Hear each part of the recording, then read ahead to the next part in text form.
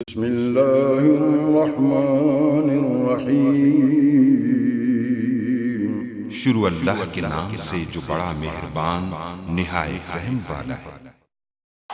इसके अलावा आप इन कमांड्स का जो कम्प्लीटली यूज़ करें, जैसे कि मैन कमांड यूज़ होती है। मैन कमांड बेसिकली मैनुअल से निकली, यानी कि मैनुअल मैन कमांड का यूज़ करेंगे या RM उस तरह रिमूव और DI डायरेक्टरी लिखेंगे। लिखने की वजह से एंटर प्रेस करेंगे तो हेल्प के लिए जैसे कि कमांड यूज़ होती है, इसी तरह ये हमारे पास कमांड यूज़ होती है। तो यहाँ देख सकते हैं हमारे पास पेरेंट्स वगैरह के लिए इस तरह ये हमारे पास सारी कमांड जो है लिखी, जस्ट एंटर पर प्रेस करता जा रहा हूँ और नीचे मूव ऑन करते हैं। मैं अभी आपको हेल्प के बारे में बताता हूँ। तो जस्ट ये जो भी कमांड्स आप यहाँ से इसका देख सकते हैं और इनका यूज़ करके जो है आप कोई भी वर्क परफॉर्म कर, अगर इनका आपको यूज़ करना नहीं है किसी भी कमांड का, तो आप जस्ट कमेंट्स करके जब वो पूछ सकते हैं।